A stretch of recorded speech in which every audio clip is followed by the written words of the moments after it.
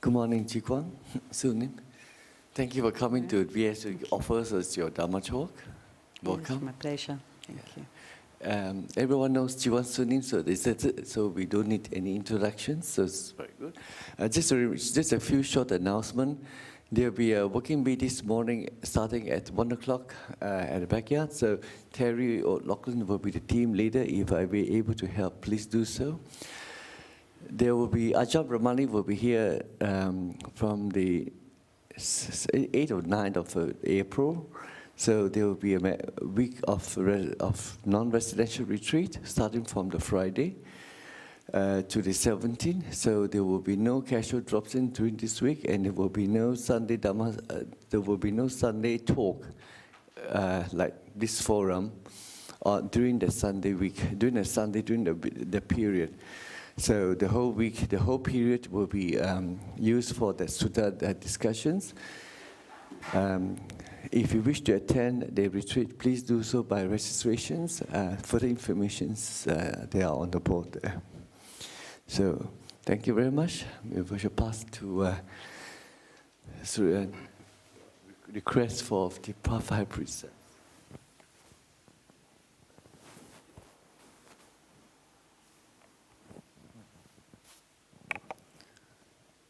Venerable Chikwang, we do seek from you for individual observance the 5 precepts along with 3 gems. For the second time, Venerable Chikwang, we do seek from you for individual observance the 5 precepts along with 3 gems. For the third time, Venerable Chikwang, we do seek from you for individual observance the 5 precepts along with 3 gems. Thank you.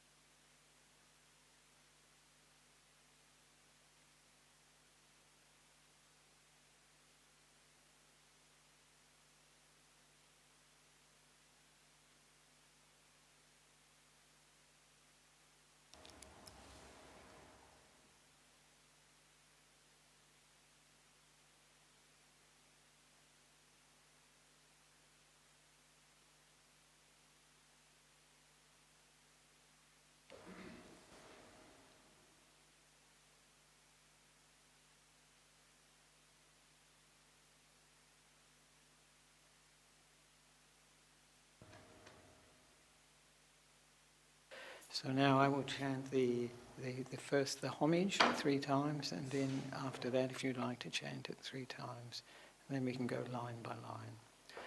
Homage to him, the Blessed One, the Worthy One, the Rightly Awakened One.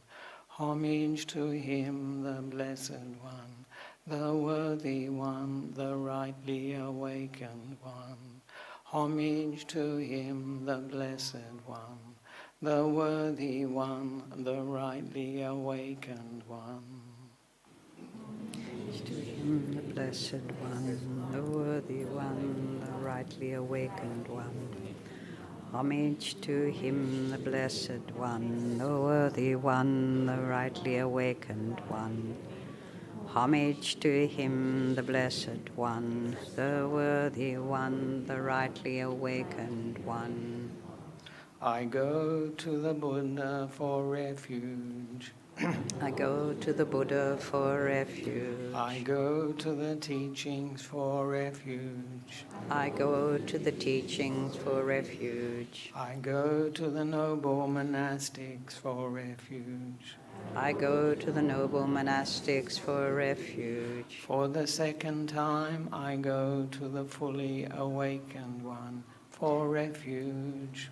For the second time, I go to the fully awakened one for refuge. For the second time I go to the teachings for refuge.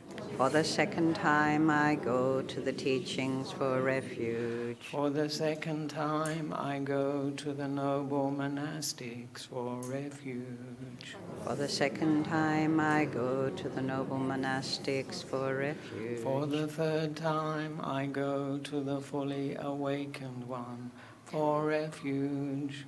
For the third time I go to the fully awakened one for refuge. For the third time I go to the teachings for refuge. For the third time I go to the teachings for refuge. For the third time I go to the noble monastics for refuge. For the third time I go to the noble monastics for refuge. This completes the going for refuge. So now for the 5 precepts. I undertake the training rule to refrain from taking life. I undertake the training rule from refrain from taking life. I undertake the training rule to refrain from stealing. I undertake the training rule to refrain from stealing. I undertake the training rule to refrain from sexual misconduct. I undertake the training rule to refrain from sexual misconduct. I undertake the training rule to refrain from false speech.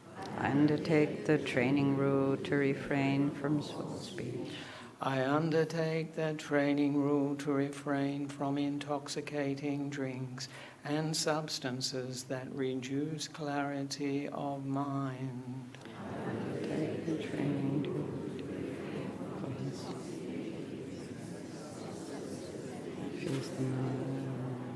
So now we can do the recollection of the Buddha, Dhamma and Sangha in English.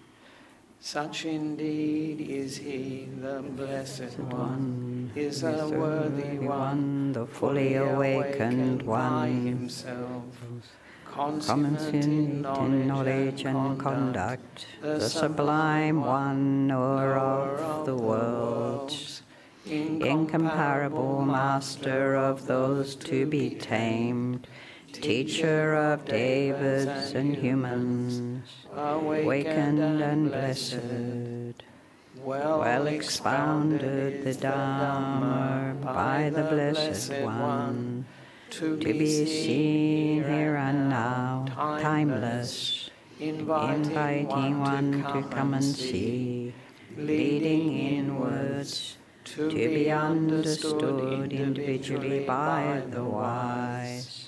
Well practiced is the Blessed One's community of noble disciples. Directly practiced is the Blessed One's community of noble disciples. Methodically practiced is the Blessed One's community of noble disciples. Properly practiced is the Blessed One's community of noble disciples. That is to say, the 4 humans and the eight types of persons is the Blessed One's community of disciples, worthy of offerings, worthy of hospitality, worthy of the teacher's gift, worthy of reverential salutations, the unsurpassed field of merit to the world. And now the Buddha's words on loving kindness in English. This is What should be done by one who is skilled in goodness and who knows the path of peace. Let them be able and upright, straightforward and gentle in speech, humble and conceited, contented and easily satisfied, unburdened with duties and frugal in their ways, peaceful and calm and wise and skillful, not proud or demanding in nature, Let them do the slightest thing that the wise would later reprove. Wishing in gladness and in safety, may all beings be at ease. Whatever Living beings there may be, whether they are weak or strong, omitting none, the great or the mighty, medium, short or small, the seen and the unseen, those living near and far away, those born and to be born, may all beings be at ease. let None deceive another, or despise any being in any state. Let none through anger or ill will wish harm upon another. Even as a mother protects with her life her child, her only child, so with a boundless heart should one cherish all living beings, radiating kindness over the entire world, spreading upward to the skies and downwards to the depths, outwards and unbounded, free from hatred and ill will, whether standing or walking, seated or lying down, free from drowsiness. One should sustain this recollection. This is said to be the unbinding, by not holding to firm views, the pure-hearted one, having clarity of vision, being freed from all sensual desires, is not born again into this world. Sadhu, sadhu, sadhu. Very nice.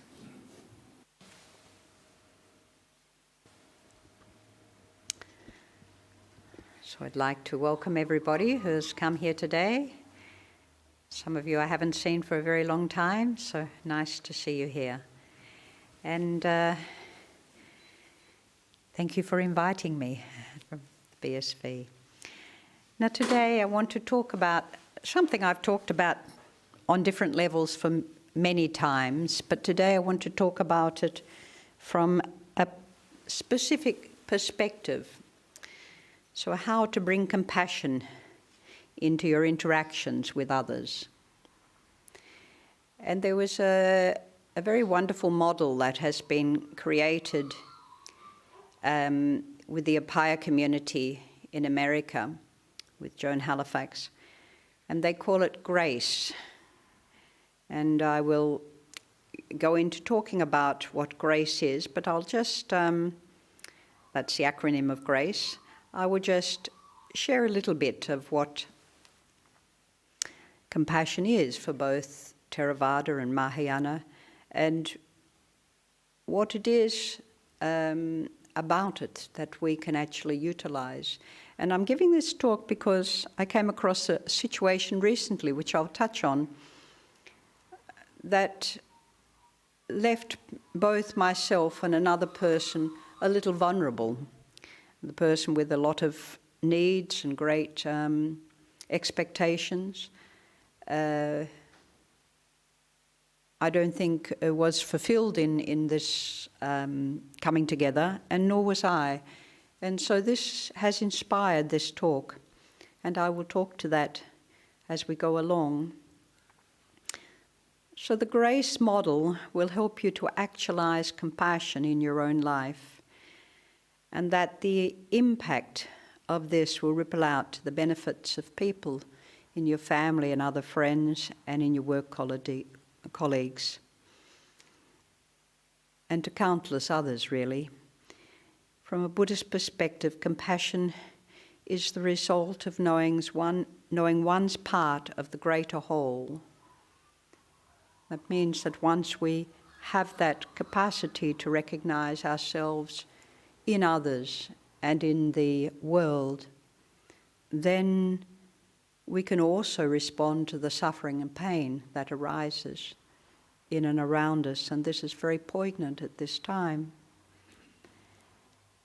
And it is independent, we are independent and connected to the whole. It is the result of practicing meditation that we come to fully realize this. Indeed, Buddhist compassion should be without heat and passion. It's not about, often they say that the Buddhist compassion is a little cold, because it's not about just one aspect of compassion, which is love or loving kindness. It's about the capacity to heal both yourself and other in an interaction. It is objective, it is constant, and it is universal. In Mahayana, compassion, which is also called karuna, is about connecting to the suffering of all sentient beings with wisdom. It is necessarily a necessary requirement for the progress along the Bodhisattva path, and I think it's a necessary requirement, along with wisdom, in the path for Nibbana. Without compassion, one cannot gain the deep understanding of that peace within. A very great scholar and practitioner of the 7th century, from the 600 to 650, was Chandrikirti, and he wrote, "The mind of compassion, non-duality and enlightenment are the causes for becoming a bodhisattva. Kindness is considered to be the seed of an abundant harvest, which is Buddhahood.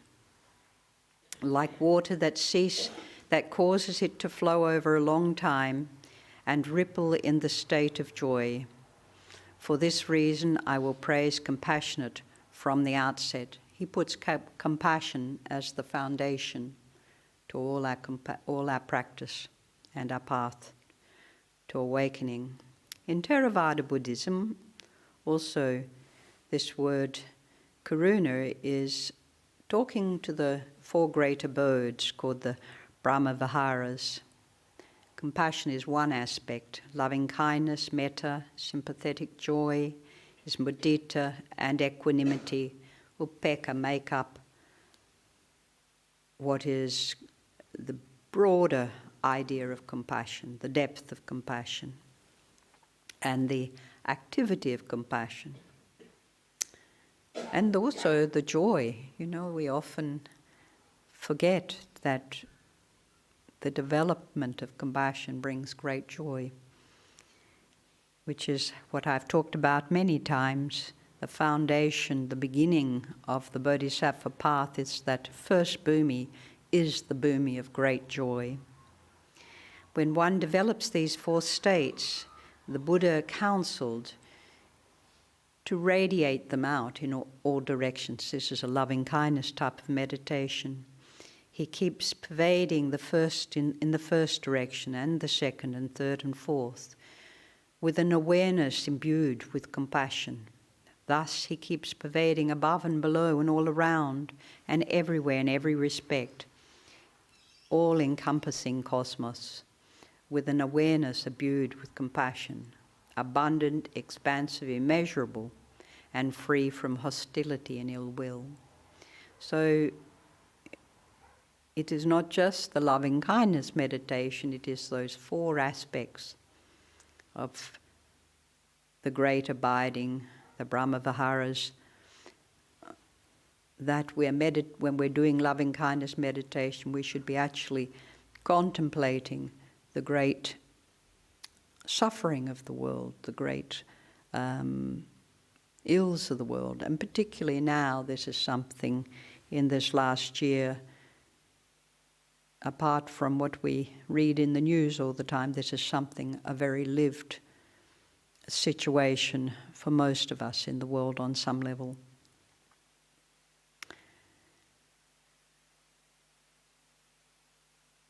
But today I want to talk more about models to develop, ways to develop this compassion in our work.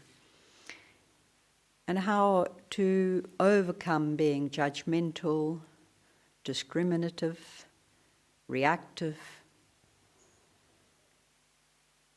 and causing our mental anguish on others to suffer, apart from what it does to our own minds. So we start by being attentive and opening and grounding in ourselves. This is something in every time we meet and communicate, in our workplace, in our home, in our families and loved ones. We just ground ourselves when we're about to open our mouth. We observe, we look, we respond to the present situation. That includes the other person. And we bring to mind an intention or a motivation. It sounds complicated, but there is a process to do this. And it is really within the mindful process where we do develop this intention and motivation and presence of mind. There's a resonance of feelings and the capacity to listen. And we also consider what it is we can give to this situation. Of course, to begin with deep listening, it can help. And then to develop the skills, the skillful means to engage, the means to communicate in a way that is non-harming and that is kind, and in an ethical way, a way that is of benefit. When we think of ethics, there is so many layers to this, and I wish it was taught in schools. But an ethical way of being a full human being, it is within our 5 precepts, or in the, depending on how many precepts you take in whatever tradition. It is laid out in these precepts, but it is even more. It is how to take care of, be attentive to work with, in a way that alleviates and brings joy and peace to the situation. And also to remember that compassion is unconditional. It's not bound by conditions. So the grace model laid out 5 elements. One is to gather the attention, to focus, and as I mentioned, grounding oneself with a balanced mind, with equanimity. The second is recalling our purpose to be there, the intention for this interaction. Why are we here? What are we wanting to gain? And this will help resource the motivation, will help inspire a motivation within us to communicate in an appropriate way. It's also attuning ourselves to one and the other. You know what it is energetically going on here. So we have some sort of an effective resonance, as they say here, an effective cordial inner responding, and considering how and what it is we will give in a way of service. So how are we going to give to this situation?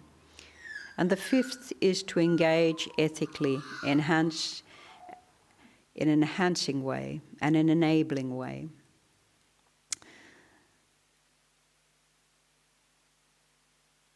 So one of the very founding aspects to this that I found incredibly beneficial was to know how much I really do listen, to understand, am I really listening, or am I really wanting to project my thoughts, my wisdom, my experience? A lot of the time, it is not necessarily useful to the other person. Our expertise and our knowledge and what it is that we have brought with us sometimes is overwhelming and I find often with Buddhist teachers, including myself, we often give too much and it is not so beneficial. And I've been actually considering this lately. Anyway, I want to do a little exercise, just a short meditation. And and this is, given out quite a lot in this practice, especially to people who are in chaplaincy or working in healthcare and human rights and teachers and so forth and doctors. When they're working with this model, they have found this little exercise to be very useful. So I thought, let's have a go. Now I want you just to relax into a meditation and take a breath, just putting your feet in a way that you're aware where your body is sitting.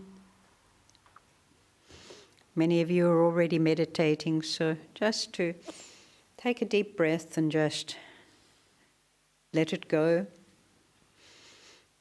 And I'll ask you these questions as we go along. The first one is, recall an encounter as vividly as you can with someone. It may not have been an easy encounter or one that you found difficult to engage in. And ask yourself, what was this other person hoping for?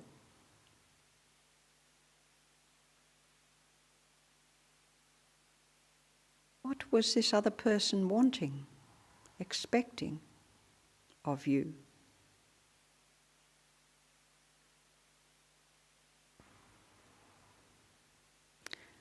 And I want you to just respond, I don't know. I don't know.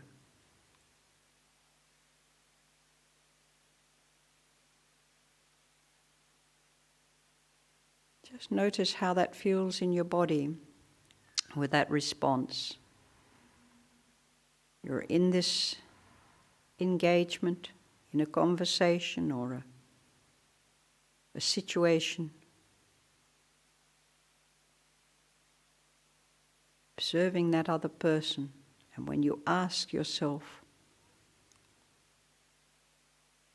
what were they wanting? The answer for you is, I don't know.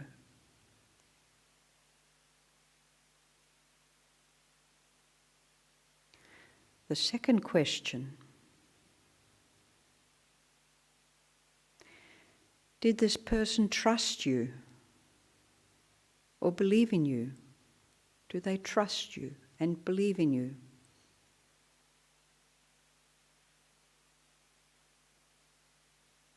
And again, responding, I don't know.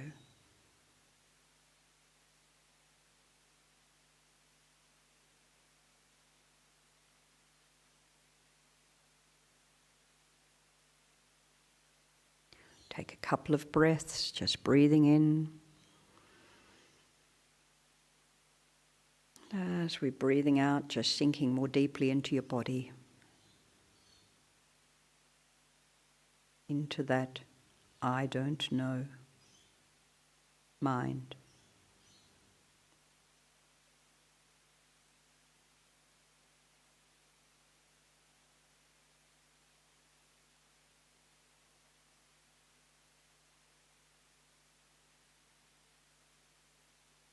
The third question is there something going on in your thoughts? A reactive, engaging thinking process, or even the mind is shouting at the moment, asking for, what's this? And just listen, observing the situation more carefully.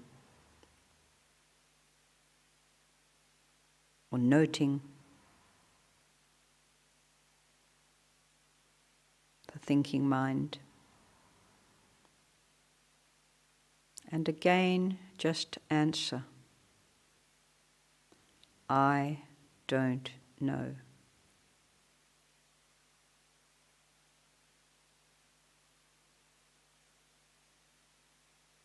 Noting what's happening in your body.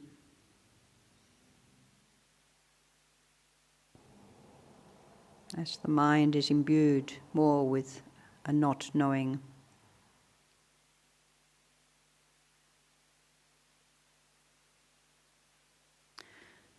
The fourth question is, what were you hoping for? What outcome did you want of this situation?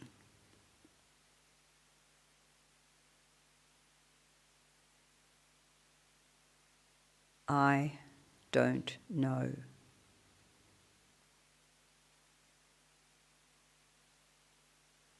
Noticing any internal responses to that, thoughts and feelings or discomfort. Nothing to change, just observing.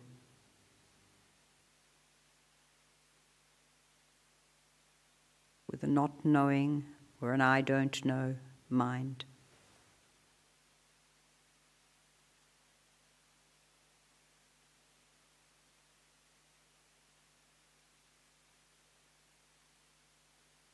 Again, bringing your attention to your breath and breathing in. And as we breathe out, we just enter the body more deeply, more fully.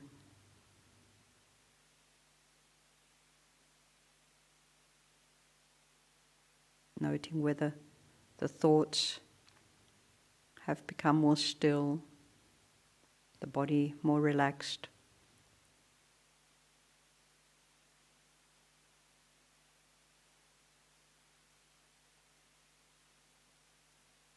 And ask this question, to what extent did you trust this person?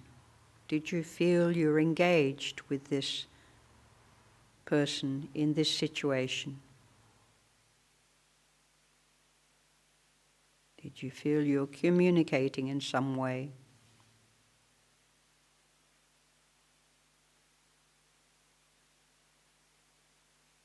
And we answer again, I don't know. Just letting it go.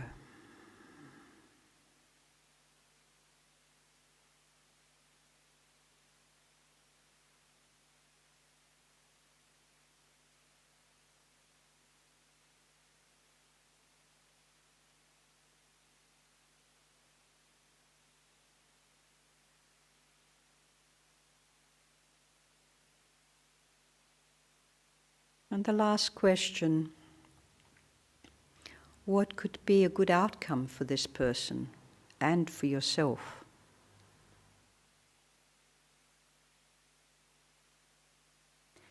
And the answer, again, is I don't know.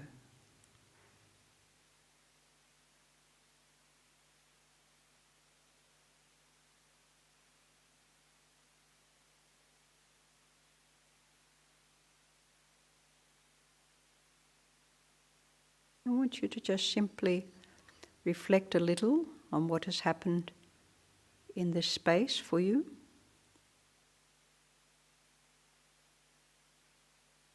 It's a practice, in a form of practice similar to what I learned to practice in my 20 years in Korea, but this has been developed for people in the service of others.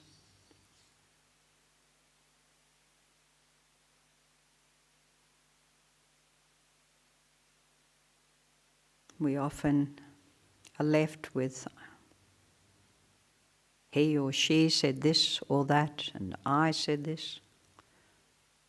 And we carry that with us. But here we're just allowing whatever happened to just happen, Just be there. Sometimes it can be quite liberating to not have so much resistance. Allow the heart to open a little.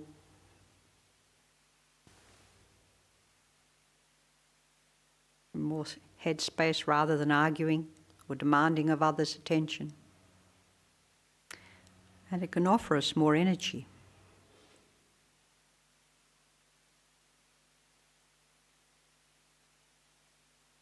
Does anyone want to speak to that? Anyone have a particular something arise for them in this situation? I think you're still meditating, so. But it can also cause us to be quite humble, or humbled by it, and by another. We often wound ourselves in these interactions. And I just want to speak a little to this Vietnamese story, because it was a little unusual that such a situation happened. Not completely unusual, but more unusual. That somebody comes and wants some help, but actually they came with a very set conviction of what they wanted. In this case, to run away from home and come and stay for a while. When home, there was a lot of responsibility. Home was where somebody was this person was the caregiver to two people, overwhelmed, completely stressed and beside her capacity. However, she could speak very little English and came with a friend who translated. And I listened very carefully, trying to hear what it was she was wanting and asking questions, the questions I thought appropriate to the situation. But what I found was her mind was determined for one outcome. And I realized that outcome would not be beneficial for her. She had no means of transport. She had not prepared for others to look after the people she was caring for.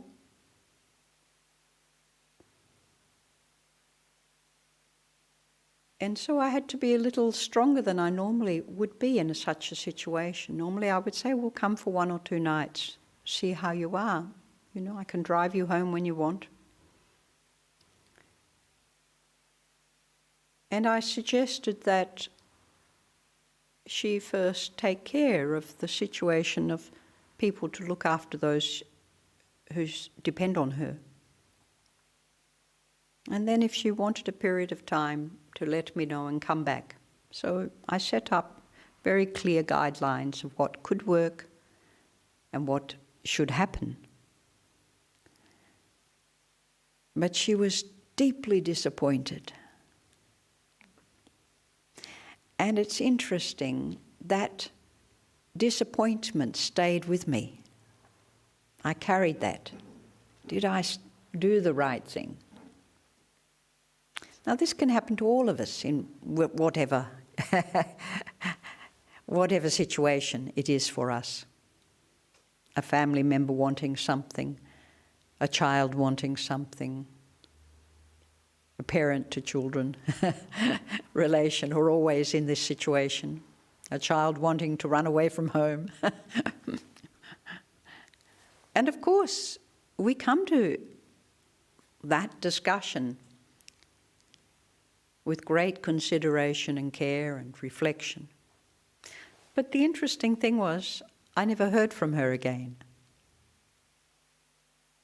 So often that is a telling thing, you know, if it had, and there was very much an open invitation for further conversation and support if she needed it. However, I think I felt a little vulnerable. And that was part of what the stickiness of the situation was. And when I started to look at this, I discovered there is a very important thing in the last of these 4 facets of grace, which I will touch on in a moment.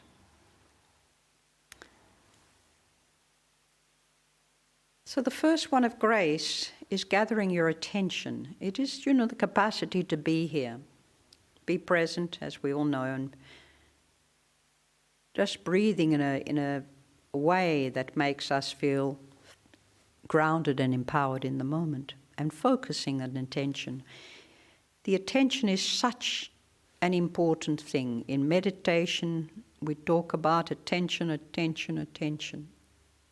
Presence of mind in this moment on the subject we're observing.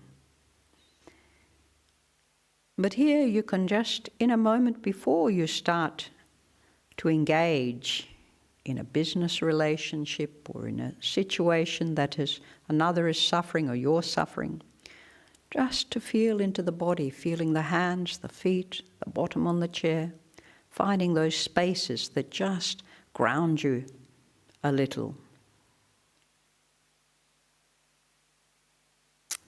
And the second kind of attention is that sort of receptive and openness, like just opening a space. Expanding the mind to take in much more than just that person.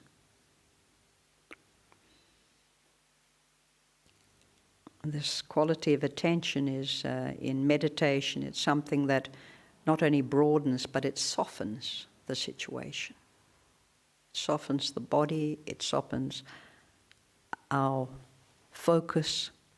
If we focus too attentively, there's an aggression in there.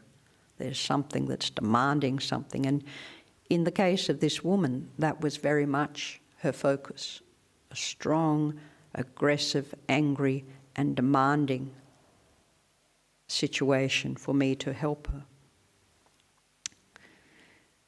And it also requires, a bearing witness, what we call bearing witness. A bearing witness is where we allow all the perceptions to flow, and it's that don't know mind that we've just touched on. We don't engage with any of it. We just allow the emotions, the anger, whatever is arising, to just be as it is. We're not going to change it, and we're not going to engage in it. And the second one is to recall an intention. So why have we come together? Bringing to mind, what is that intention? What is it we're wanting to achieve? If I have somebody come with a problem, my intention is not necessarily to resolve that problem, but to be present and engage. The problem itself may resolve by its own. If we don't have some sort of an intention, what can happen is we can get what is called an empathetic overload. We can overtake on the emotional feelings of that other person. And we get an empathetic distress, which can have a huge reaction within us. And that's the problem with many people in the nursing and medical fields or in the caring fields. And often suffering has not been addressed for a long time, and it sort of sinks into many parts of ourselves, into how we work and think and react. And the third is, and of course, we want to bring the depth of our loving kindness, the depth of our compassion to every situation, so we can deal with that negativity. But we have to have that present for us. and to attune, which is to checking in with, what it is I can do, how I feel. In an observing and non-judgmental way. I don't, most of us don't mind interacting with people, providing we feel we have the capacity to do so.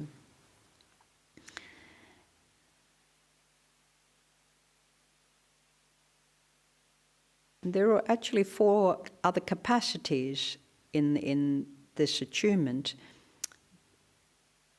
One is to attend to the experience of the other. Another is to value, the value of an attentional balance, which means the equanimity we bring to it, the balanced mind, the perspective that's not too aggressive and not too passive.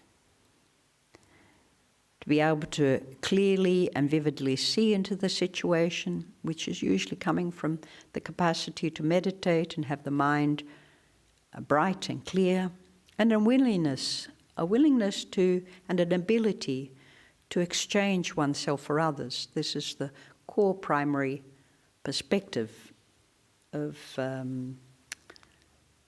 compassion in Mahayana Buddhism. Great teacher, where we said, the wise don't judge, they just seek to understand the whole. And I think I found that a lot in Korea. Often I would meet masters who, when you go into the room, it's an empty house. They're just sitting there, poised in that space, in that empty room, bright and present and aware, not expecting you to do something or necessarily say something. If something arises in that space, they responded. If it didn't, they responded in a different way, often with a cup of tea. And 4, what will really serve that other person?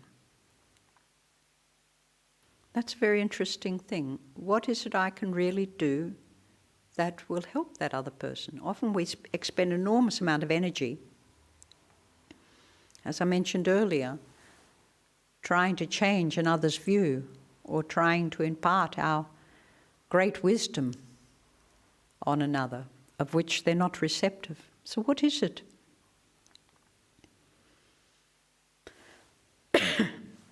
It requires a lot of space, observing, noticing, and just being with the situation. We don't always have joy and clarity in our relationships, in our communication, but at least we can listen, and listen deeply, which is very, very important.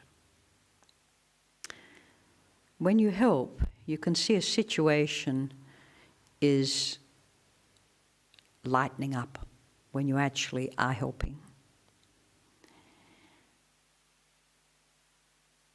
But trying to fix something is not the correct way. It is a weaker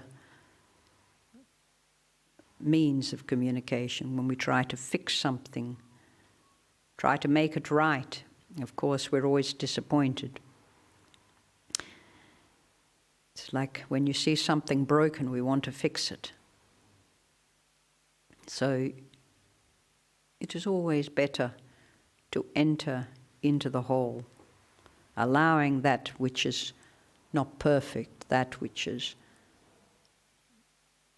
suffering and broken, to be there just as it is.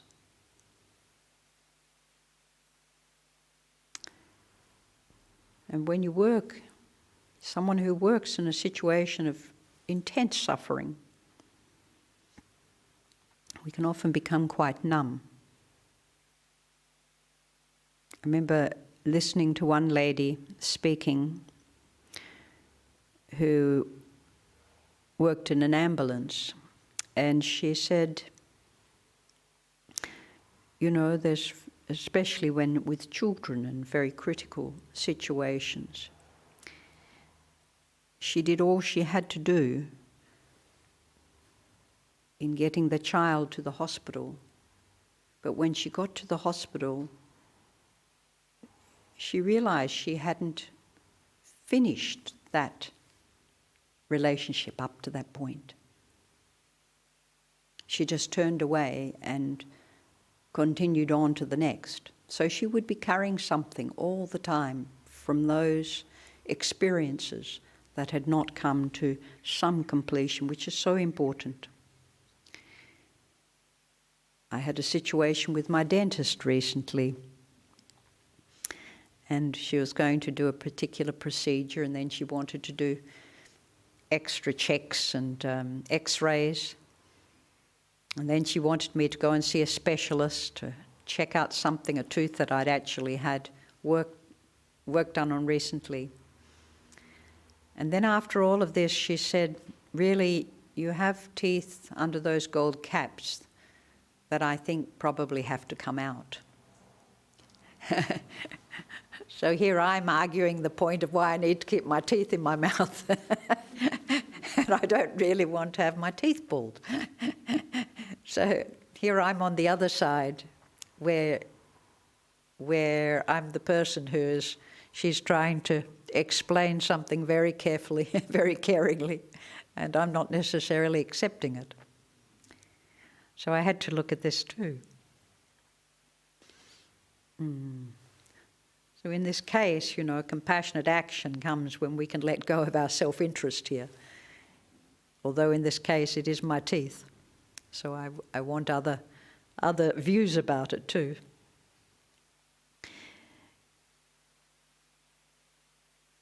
But what we draw from in this engaging and enacting aspect of it is we're often deeply rooted in the conflicts because we have a goal in mind. We have an outcome that we want to have. We have something that, is bearing a reality upon us, but we're really wanting to enter into that crack, to enter into that situation where there is a little bit of capacity for real communication to happen. As they say, it's only when there's a crack that the light can get in. There's only at that time where we can both stand back a little bit and pause. And this is what happened in the dentist. We both sat back and paused and thought, we'll just take it to the next level, the next check. And ending, as I mentioned, that ending of interactions, that capacity to actually finish something completely, not just walk away, not just turn away. So the advice to that lady ambulance nurse was to take a moment to wish that child well, or to touch that child in a way that you're offering a parting wish for the wellness and great benefit of the outcome of that child. Or in any situation, even if we have a conflict, not to turn away, but to pause, to take a breath, to recognize there may be a difference, and that's okay. In Huang Po's words, when thoughts arise, then all things arise, and when thoughts vanish, all things also vanish. And Joan Halifax, who was one of the main developers of this process, said, compassion is the capacity to attend to the experience of others, to feel concern for others, to be able to really sense into what will serve others, and to also have the capacity to serve both directly and indirectly. The indirectly would mean how we give a thought at the end of a meeting, or what we do in the processes coming up to engaging, not necessarily directly, but indirectly. So developing this capacity makes it possible for us to help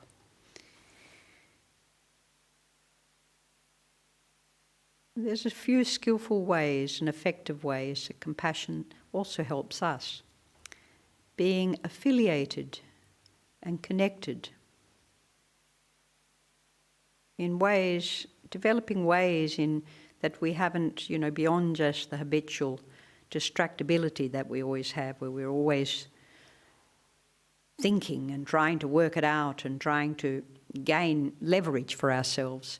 We slowly can actually develop a way to connect with the situation, every situation, which I've talked about many times, this situation and then this situation, where we connect.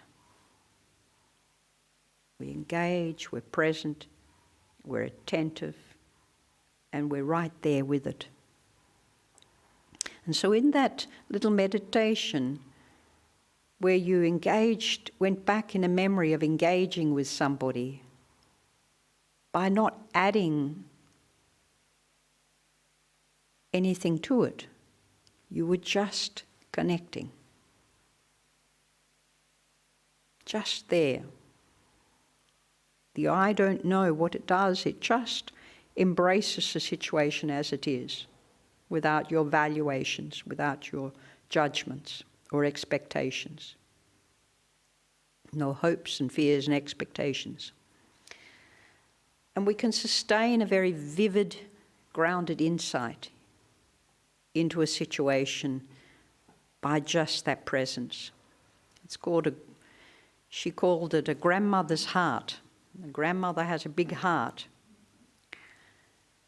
She has a strong back and a soft front and a big heart. That's because she's gone through many experiences in life. Great amount of suffering and loss. So she can just be with anything and anyone and embrace that. And don't just act on behavioural elements of compassion. Don't just act by the book. Don't just act in the way that you think compassion is. We hear the word over and over again, but it's often, I remember seeing once a Theravada Buddhist, complaining terribly about Mahayana, and then there was this little paragraph towards the end, and it said, I really wish Theravada could learn from Mahayana about compassion. It was really, then it went on about, how bad Mahayana was, but this one little paragraph stood out, and I still remember it. He felt something was lacking there. And it does require effort and the ability not to be afraid. And also not, as I mentioned, to think we can always help and fix it and find solutions. But in fact, the ability to give something to the situation is the point. Without necessarily expectations of return. And often we're liberating a grasping and a gripping and the aggression that can go on in a lot of the hidden aggression in a lot of communication. To some degree, we also do need some firmness. And I think that's what I was presenting, but I realized in the case with the Vietnamese lady, the more demanding and the more passionate and the story's unfolding, far from what I thought it was in the beginning, then the more overly firm in a way, the more determined I was becoming. The more upright I was becoming, the more I was thinking, now how can we help resolve this with this person? And just holding that space is often enough. It's enough for ourselves and it is enough for the other person. Especially, just holding the space with a child who hasn't yet understand all the complexities of the world, or holding the space for somebody you meet by chance who's very distressed. Holding the space for a partner who is not coherent in a moment, or beside themselves. is often enough. I'll just finish with this poem, right on the dot of 10.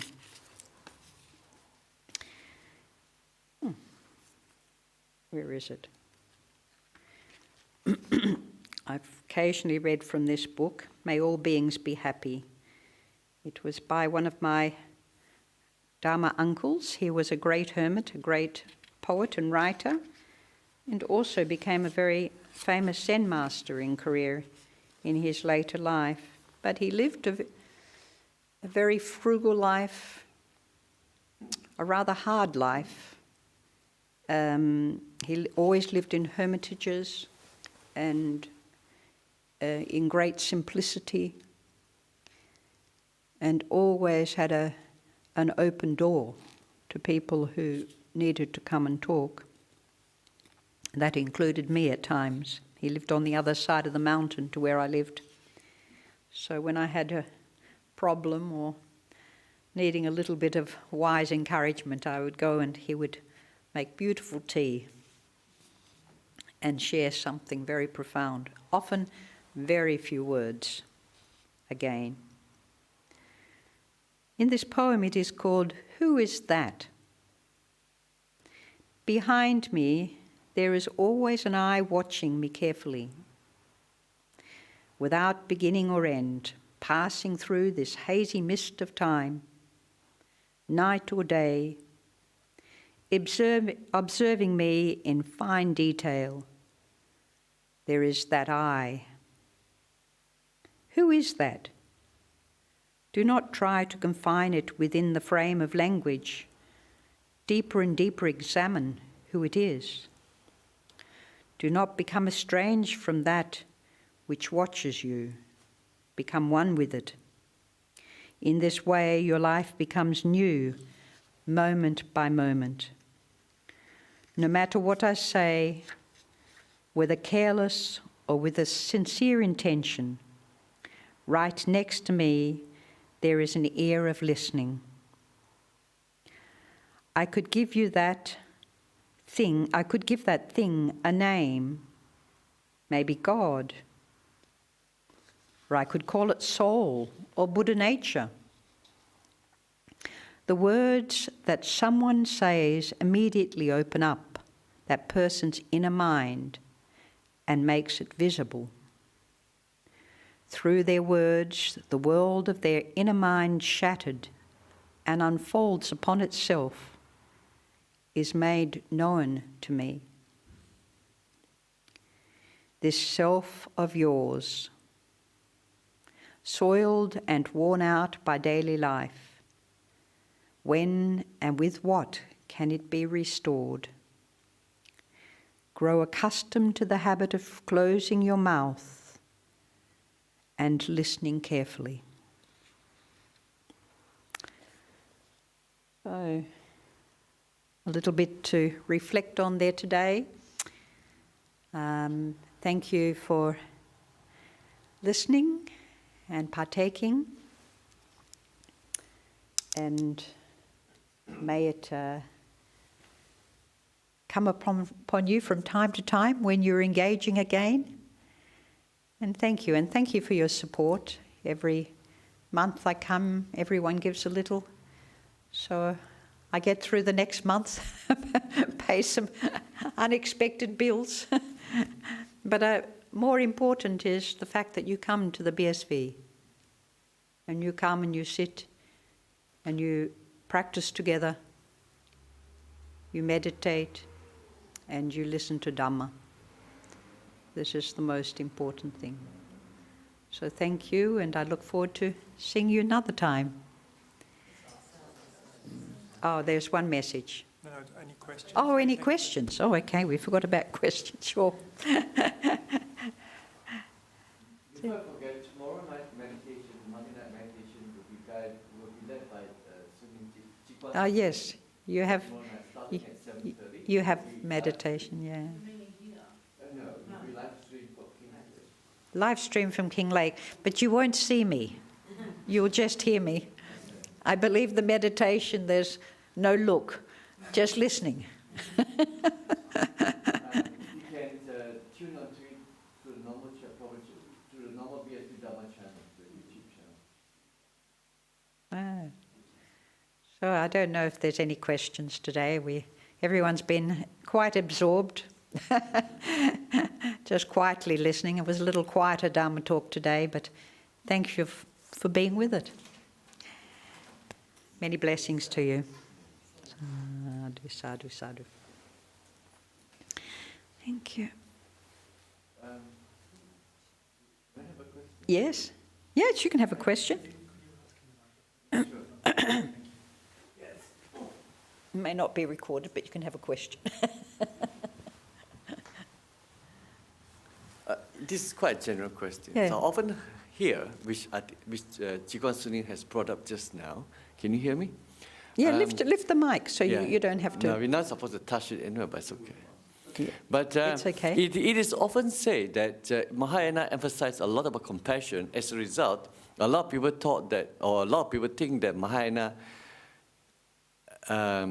practice of compassion is far greater than Theravada practice on compassion. So what is Chikwang-Sunim thought on this sentence, and which was also mentioned in one of your talks just now? Well, I think you know my thoughts. I wouldn't be sitting here if I thought Mahayana was the only... No, you know, this is really... There are very skillful means for people to develop compassion, whether it be through Mahayana or Theravada. But I don't... That was just a comment, you know. And that person obviously clearly had some... many, you know, thoughts about Mahayana Buddhism. But often when people have a lot of strong disagreements in one way or another, it is usually because they haven't had the opportunity to experience the other traditions or understand the other tradition properly. Compassion comes out of your own development of meditation and wisdom, and your capacity to not only empathize or have empathy with another, but the capacity to have those other aspects, the loving kindness, the selfless joy, and so forth. It's actually doesn't have that much to do with the tradition, other than perhaps in Mahayana they do a lot of practices, to specific practices to develop ways and means to embody the compassion from the Bodhisattva perspective. It is one of the things, rather than that intensive undertaking for the Nibbanic path, the cessation of the kilesa and the eradication of faults or defaults in Theravada meditation practice. It has this sort of broader view of taking in the point of the suffering of many beings, you know, as self as other, in the sense of the bigger self as other. So in Mahayana, they do emphasize that as part of the Bodhisattva practice.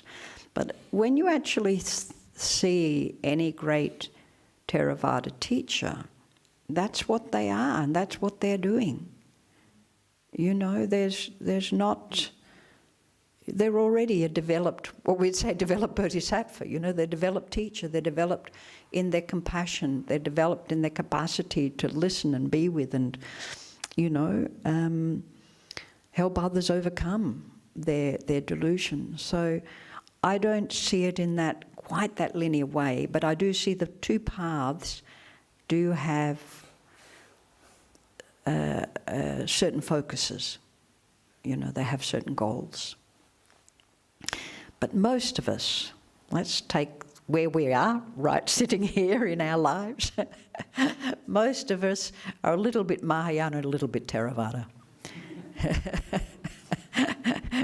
Most of us are not yet an Arahant.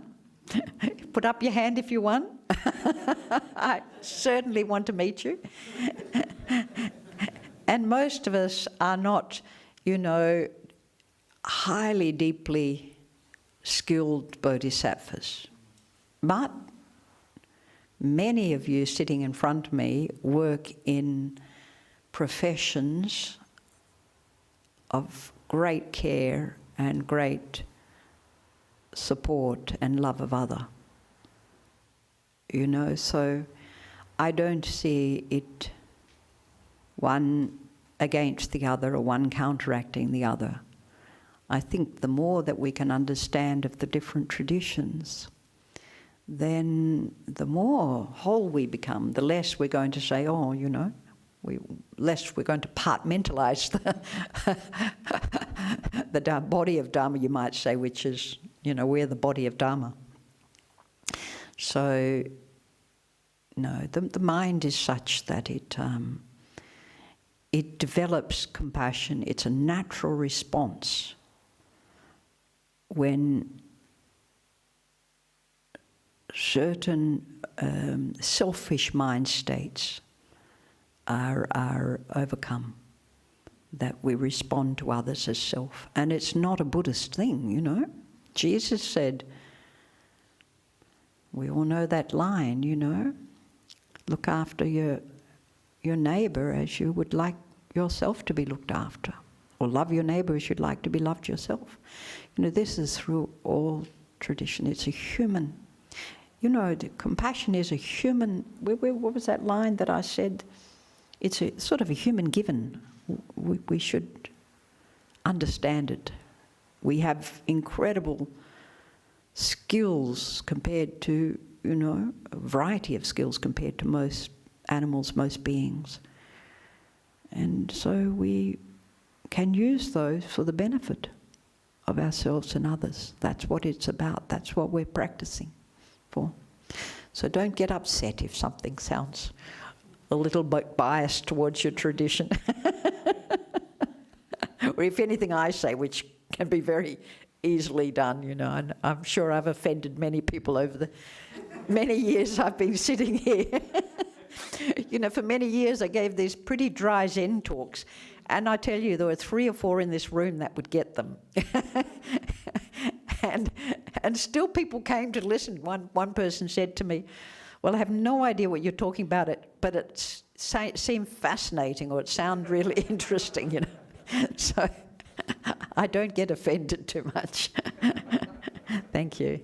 Yes. You very clearly explain what compassion is, like understanding the other being. But then you describe in Mahayana tradition, you understand the suffering of the other being.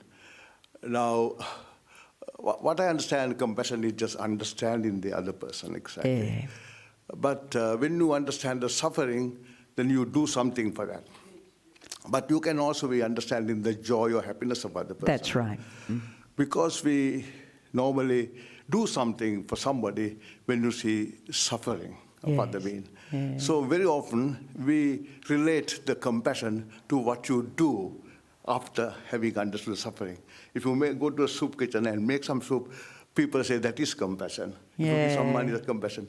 But really, it is an internal thing of yours, that the understanding of the other being. Yeah. Well, you know, that's true. But what happens is, out of my action, the other situation can be alleviated. Yes. The problem in the situation, that's what it is more about. You know, the empathetic aspect of compassion from a Mahayana point of view is part of that resonance, is where you can actually go down the wrong way. You know, it's where you can actually become very drained by it. You know, you get what's called, as many carers do, many people in caring professions, they become overloaded with this weight of an empathetic responding, taking on too much that the other's pains. And I mean, this is something in Mahayana that gets discussed on many levels. And Joan has an interesting way of talking it, but it is mostly about, this thing doesn't slide up and down very well. It is mostly about the cultivation in your own heart and mind. So, you know, that little exercise showed that. If you thought about that other person that you're communicating with recently, so I bet all of you thought of someone you're having a problem with, or had an engagement in conversation that wasn't so pleasant, I don't know. But by actually letting go of what I'm wanting out of that situation, that's why I ask those questions. What do you want? What do you think that person expected? When I did this exercise in regard to the Vietnamese lady, I found it very powerful. I found I could even step right back into what I did was fine. But there were times that overload, you know, I either said too much or responded in a way that brought out aggression, that brought out certain reaction. Where had I just sat there and said very little and then at the end just said, well, I think it's great you come here, but maybe you have to just first do ABC first. Go home, sort out, pack your bags and come back. Now, had I just sat there, listened to it all, taken it all, I think the outcome would have been much better. But I had a slight, when she turns up to stay, I had a slight concern, well, you know, this could be drastic for her, you know, the people she's looking after. So I learned something from this. That's why I shared it today. It does come from within. Absolutely. Everything comes from within.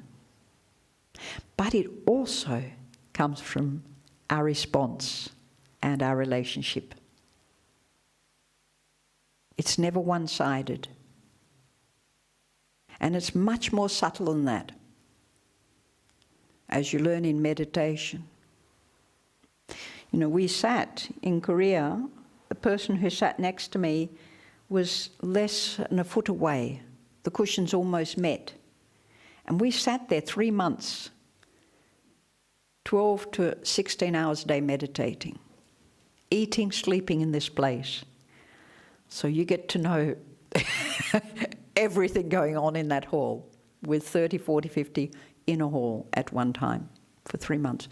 So there are those subtler things. Yes, I'm responsible for my actions and my thoughts.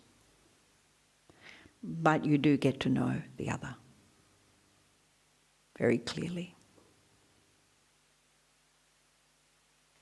How I react to them, what I do with them is my responsibility. We never can take that away. But thank you, that's important to highlight that, very important. So if we don't have any more questions, anyone? Oh, we've got another one. It's okay, because now we've got extra time. I just went and sat for half an hour in the kitchen last time. Thank you so much for the beautiful talk, Sunim. Thank you. Just to mention, you were saying this. You can take your mask off while we're talking. Yeah. The hall was so silent because I think we all had these kind of experiences in each of us, and that's why we all took it in, and it was like beautiful. Thank to think you. that way. I think that's why the silence was, and the audience was so silent because of that. I didn't think you were sleeping. So with your experience, Sunim, you were saying that, like, basically what you are saying is in these experiences you give more listening, have more listening skills, and then what happens is sometimes when you're listening too much, also like more attentively, the comes like that overpowers everything, and then you forget about your own, like where you draw the line, where you have to absorb. Now that's another that. very That's important a very point. Yeah. difficult one. Yeah. Yeah. So just to check with you how. Very, very important. Somehow I might have skipped this little point. You know, where do we draw the line? You know, in every situation, and going back to what Dr. Chai said, where we are all responsible for our actions, good and bad, you know, we all make mistakes in how we communicate, and, you know, I'm a forerunner of that. Anyone who knows me very well has known when the mouth has got in the way. But somehow, as we get older, we start to develop the capacity to listen. And I mean, when I'm saying listening, there is a meditative silence in a way, but at the same time, those other factors that I've shared in grace, the capacity to be fully attentive as if we are meditating. You know, just the object in this case is a voice, is someone's voice, someone's presence. There's many things happening. If it's just on the telephone, it's a voice. If it's on Zoom, it's a voice, a face, but no pupils in the eyes. We can't see each other directly in the eyes. But the whole physical presence of someone communicating share a lot beyond what's coming out of their mouth. And sometimes we have to be in that firmness that I mentioned.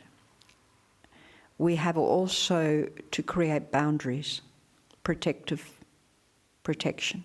We have to know when to step back, when to pause a conversation, you know. So that's a skillful capacity to be able to interact where it is important. So the person doesn't just get overstressed in retelling their story over and over and over again, which was the case here. I had believed a total different situation. I didn't realise until she came what the real story was.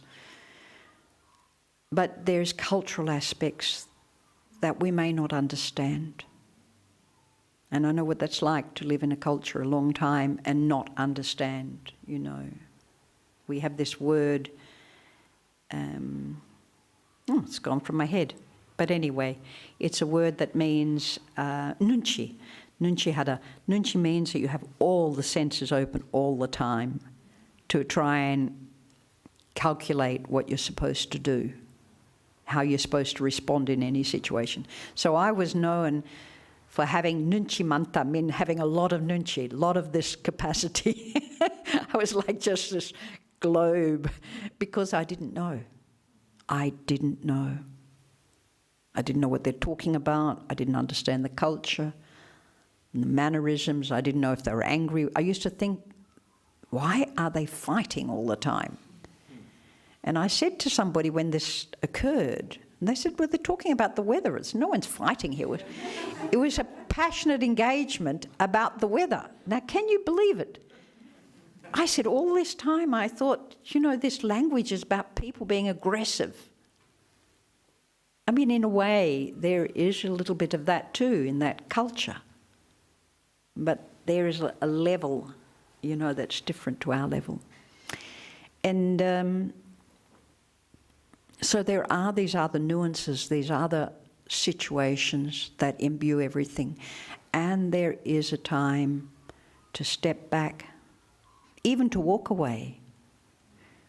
But you end it in a way, in some way that you're not going to carry that with you for the rest of the day or into the next situation, because you can carry your angst, your frustration, your anger, your fear, right into that next person that you communicate with. So it is so important that somehow we find a way to also end it here. So even if you're going to turn away and say, you say, well, we can, let's re-engage with this at another time. You know, I have something I have to do now. Well, let's talk about it at another time. Let's continue the conversation. Or you can also say, well, I think so-and-so may be much more appropriate to help you here. You know, I had an alcoholic calling me at 2 o'clock in the morning one night, you know, and I had to guide him to his refrigerator to see if there was any food in there. And, you know, I don't know if this was right, because I didn't know what to do at 2 o'clock in the morning with an alcoholic. You know, do you have any alcohol in the house? Yes. You know, well, what I suggest you do is you go out the back door and you smash it on the ground. Now, you know, maybe I wouldn't have said that, be it 5 o'clock in the afternoon. I might have said, go and give it to your neighbour or something, you know. But he was so desperate. And so, you know, then I helped him make a sandwich and eat his sandwich. Then I helped him go to sleep. And then I said in the morning, then you call Alcoholics Anonymous or you call a helpline. And I gave him a number and never heard from him again. But in that time, he told me many things about what he does. You know, can you turn your car on? No. Good. You know, where do you get the alcohol on down the road? You know, do they not stop you? So we could have a discussion.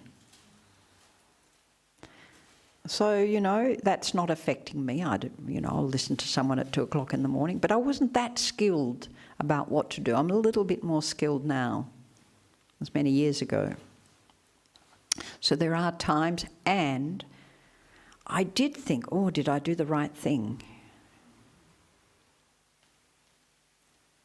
So that's where it has to finish. And you accept what you've done as you've done, what you've said as you've said. Not judge yourself. Self-judging doesn't help, it just becomes a pattern of self-criticism and self-interest. It's another form of self-interest.